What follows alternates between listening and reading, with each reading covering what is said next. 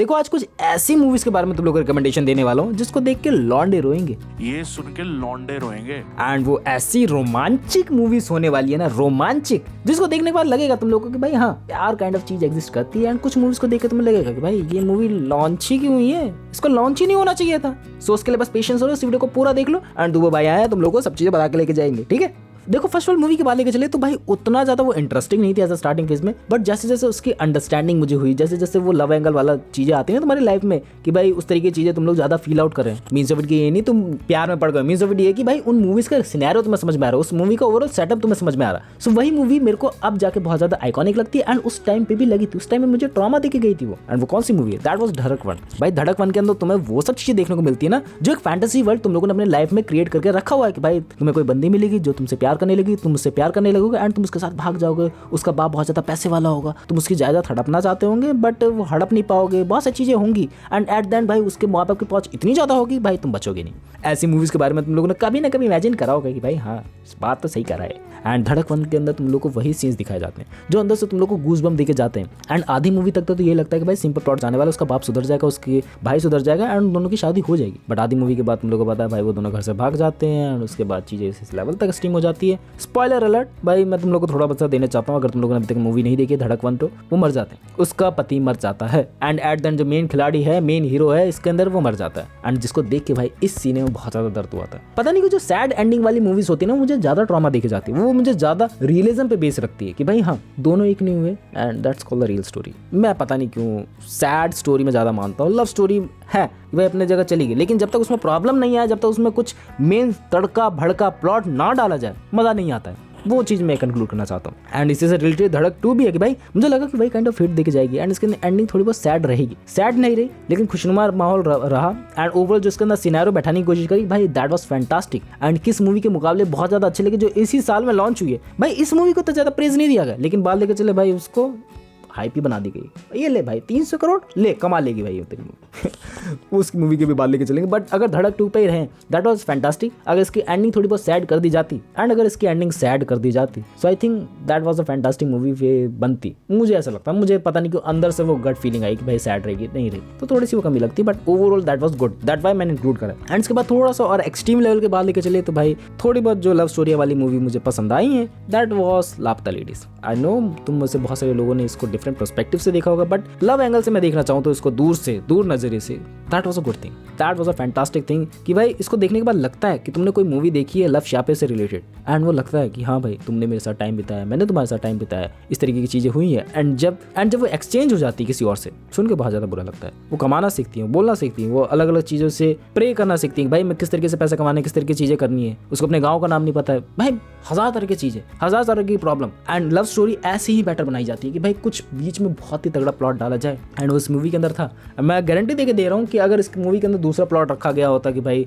Exchange के अलावा दूसरा प्लॉट रखा गया था एंड लव स्टोरी बनाने की कोशिश करी जाती, नहीं बनती भाई, बिल्कुल भी नहीं बनने वाली थी। लेकिन अब बनी है भाई किसी एक स्पेसिफिक रीजन की वजह से कि भाई हाँ अगर तुम लोगों ने अभी तक मूवी नहीं देखी तो स्पॉइल नहीं करूंगा, बस थोड़ी बहुत चीज है कि भाई हाँ वो जो फीमेल इंपावरमेंट है उसको दिखाती है movie and that was a fantastic love angle के हिसाब से भी कहा जाए तो। लेकिन जो मूवी फैंटास्टिक नहीं लगी एंड जिसकी बात कर रहा था मैं कंपैरिजन वाइज धड़क से, दैट वाज अ सैयारा। भाई धड़क 2 आई है, सैयारा देखने के लिए लोग पागल हो रखे हैं पता नहीं क्यों, लेकिन सैयारे के बाद लेके चले अंदर से तुम लोग को वो सेटिस्फैक्शन देके जाती है कि भाई हाँ that was a better movie. And better movie क्यों है, क्योंकि उसके अंदर ओवरऑल चीजें बेटर देके गई है धड़क 2 के अंदर। एंड सैयारे के अंदर वही बात लेके चले, प्लॉट मिसिंग है, स्टोरी टेलिंग में सब चीजें ही मिसिंग है एंड क्यों ये अपनी यादें भूल जाती, कैसे उन दोनों के बीच में कनेक्शन बिल्डअप हुआ, कैसे सब चीजें हुई, बस मिले और बातचीत होना चालू हो गई। तुम लोगों को धड़क 2 के अंदर भी इसी ने भाई कॉलेज के अंदर साथ रह रहे हैं, कॉलेज के अंदर उन्होंने चीजें कर रखी है एंड उनका एज अ स्टार्टिंग फेज में ढोल बाजे वाले से शुरुआत होती है कि भाई वो जानते ही लगती है एंड उसके बाद जब वो वहां पर मिलते हैं कॉलेज में तब जाकर धीरे धीरे करके बात चालू होती है। एकदम से सब चीजें नहीं पहुंच जाती कि भाई एकदम से तुम लास्ट स्टेज पे पहुंच जाओ, लेवल 1 से तुम लेवल 10 पे पहुंच जाओ, ऐसे लेवल पे नहीं बढ़ते हैं, लेवल 1 से लेवल 2 पे, लेवल 2 से लेवल 3 पे, ऐसे करके चीजें आगे बढ़ती हैं। एंड सैयारा में मुझे यही सब बहुत सारा कमियां लगती हैं जिस वजह से मैं उस मूवी को ऐसा काइंड ऑफ परफेक्ट तो नहीं बोलना चाहूंगा, बेलो एवरेज, बेकार भी नहीं बोलूंगा कि भाई उसके अंदर सब चीजें बेकार थी। भाई पैसा कमाया उसने, कुछ तो बात होगी, मेरे को नहीं लगी, लोगों को लगी होगी, मेरे जानने वालों को लगी कि भाई अच्छी थी मूवी, तो उसको मैं बेलो एवरेज कर रहा हूँ। एंड अगर बेकार मूवीज की बात चली रही है तो भाई एक और को भी इंक्लूड कर लेते हैं। हालांकि वो मूवी मैंने देखी नहीं, उसका ट्रेलर देखने के बाद जो भी मुझे चीजें समझ में आई मैं तेरे सामने रखता हूँ। भाई दीवानी की दीवानियत तूने देखी होगी, एक दीवानियत की दीवानियत। ओवरऑल जो मूवी है ना पूरी शायरी बेस है, लग रहा है कवाली गा रहे हैं दोनों, एंड कवाली कवाली वो मूवी खत्म हो गई। मैंने जो रिव्यूज देखे इसके भाई, लोग कवाली गा रहे हैं, लोग अपने रिएक्शन दे रहे हैं, लोग अपनी जो भी नॉर्मल बातें हैं ना मैं तुमसे कर रहा हूँ कि भाई heart to heart connection buildup हो रहा है, वो ऐसे बातें चल रही है भाई अलग ही लेवल की, अलग वो ऐसी बातें चल रही है अलग ही लेवल की। सीधा जवाब देना ही नहीं है, शायरियों में देना है, अल्फाजों में देना है, सुकून देना है भाई, अलग अलग शब्दों का प्रयोग करा जा रहा है। एंड ये मूवी है ही नहीं। अगर तुम लोग कवाली लाइन में जाना चाहते हो ना, तुम लोग को नोट्स लेके जाने पड़ेंगे, तुम लोग सीख जाओगे, बहुत सारी चीज सीखोगे, but as a entertainment wise, बस as a love story wise तुम लोग कुछ नहीं सीखोगे। दीवाने की दीवानियत ही निकाल दी थी, दीवाला निकाल दी थी आगे से भाई, पैसों में आग लगा दी मैंने, मत देखना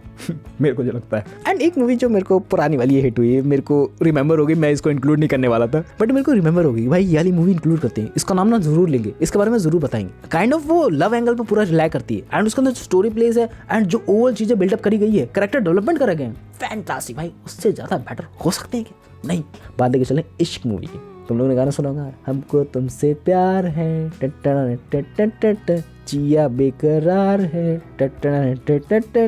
आजा मेरी बुलबुल, तेरा इंतजार है। भाई फैंटास्टिक सॉन्ग, अभी तक वो मेरी प्लेलिस्ट में सॉन्ग किस वजह से तुम लोगों को पता चल गया होगा भाई, मैंने बचपन में देखी, वो एंजॉय करा वो प्रोसेस। आई नो मेरे को रिमेंबर नहीं हो रहा वो कब रिलीज हुई थी, लेकिन ये बात लेके चलिए भाई, जब भी मैंने टीवी पे देखी थी उसको, मैं फैन बन चुका था। ओवरऑल चीजों को मेरे को समझ में तो आती नहीं थी, लेकिन अब जब मैं रिमेंबर करता हूँ कि भाई चीजें उसके अंदर बहुत हद तक बेटर तरीके से लिखी गई थी। भाई आजकल ऐसी राइटिंग कहाँ गई भाई, आजकल की मूवीज में कुछ भी एफर्ट नहीं डाल रही है। इस मूवी देखने के बाद वो समझ में आता है कि भाई हम दोनों कनेक्टेड हैं, मान के लेके चलो कि भाई मेरा कोई पार्टनर है तो हम दोनों कनेक्टेड क्यों है, वो एस्टैब्लिशमेंट किस तरीके से हुई, ऐसी चीजें नहीं हो जाती। मैंने बोला ना, कुछ होना चाहिए, कुछ प्लॉट होना चाहिए, कुछ मिसिंग पॉइंट होने चाहिए, कुछ एंटागनिस्ट प्रोटैगनिस्ट होने चाहिए, अच्छी तरीके से बिल्डअप करें एंड फैंटास्टिक तरीके से लगती है भाई मूवी। दैट्स व्हाई मैंने इसको इंक्लूड करा कि भाई हाँ ये मूवी भी अच्छी है, इसको इंक्लूड करना बनता है। अगर इसको इंक्लूड नहीं करेंगे तो वो बात नहीं आएगी भाई वीडियो में, आई वो वाली बात बताना तुम लोग कमेंट करके। लास्ट वन मूवी जो मैं काइंड ऑफ मैं शुरू से ही उसको एज अ टॉप नॉच पे रखने वाला था। आई नो ये थोड़ी बहुत अलग ही टाइप ऑफ मूवी है, इसको इंक्लूड नहीं करते भाई तब भी चल जाता, बट ये मूवी मेरे दिल के करीब है एंड इसने मुझे रुलाया था। नॉट कि भाई मेरी उस टाइम पे कोई थी, नॉट दैट टाइप ऑफ, मेरे को ऐसा था कि भाई मैंने ये देखी है एंड उन दोनों का रिश्ता देख के मैं पिघल गया, उन दोनों के रिश्ते को मैं चाहता हूँ कि भाई वो आगे तक चलता। मैं रातों रातों में जब भी वो मूवी रिमेंबर करता हूँ ना, मेरे को लगता है भाई जैक भाई बच जाने चाहिए थे एंड जैक भाई नाम लिया तो तुम लोग को समझ में आ गया कि भाई वो ऑगी एंड कॉकरोचेस वाला नहीं, टाइटैनिक। भाई फैंटास्टिक मूवी, ओवरऑल चीजें उसको अंदर बहुत अच्छी तरीके से चलती है एंड पता नहीं लगता कि भाई वो टाइटैनिक मूवी टाइटैनिक जहाज के बारे में थी, डूबने के बारे में थी, या उन दोनों के बारे में थी, उन दोनों के बारे में थी, बेसिक सी बात लेके चले तो। लेकिन भाई वो किस तरीके से लिखी गई, किस तरीके से एस्टैब्लिश करी गई ये चीजें एंड ओवरऑल जो सबकी टॉप नॉच एक्टिंग है, टॉप नॉच स्टोरी कास्टिंग है, टॉप नॉच एकदम हर चीज टॉप नॉच है, मुझे कहीं भी नजरिए से कमी नजर नहीं आती। एंड जो उसकी सैड एंडिंग है, सैड एंडिंग की बात लेके चले तुम थोड़ा सा क्लोज आ जाता हूँ। मैंने जो सैड एंडिंग फील करी है ना, कि मैं बैठा हूँ कमरे में, मैं अपना सो रहा हूँ, मेरे को अचानक से रिमेंबर हुआ कि भाई मैंने टाइटैनिक मूवी देखी थी, उसके अंदर रात में वो सीन हुए थे कि मैं देख रहा हूँ जैक भैया मर गए एंड वो जब अपनी यादें सुना रही है वो